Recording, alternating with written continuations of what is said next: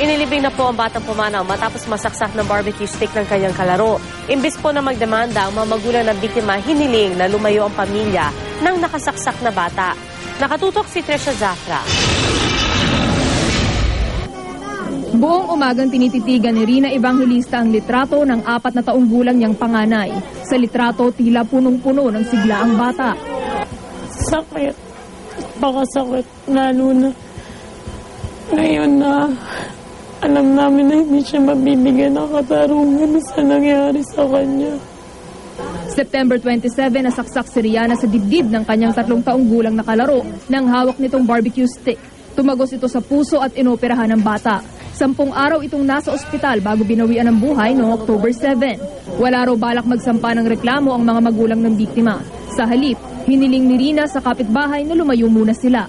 Isipin mo po, makikita mo yung bata dito, naglalaro-laro, yung anak namin wala na. Hindi nagpaunlak ng panayam sa harap ng kamera ang pamilya ng kalaro ng biktima, pero nauunawaan daw nila ang nararamdaman ng pamilya Evangelista. Pagkatapos ng libing, lilipat muna sila sa bahay ng isang kaanak.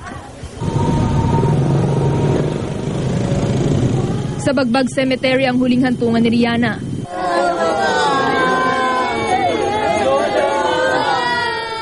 Kung meron man daw iniwang leksyon ang pangyayaring ito, ayon sa ina ng biktima, sana sa mga magulang, gabayan niyo mabuti yung mga anak niyo. Tulad ko, napabayaan ko yung anak. Dahil nagsistik na wala lang siya. Trisha Zafra, nakatutok, 24 oras.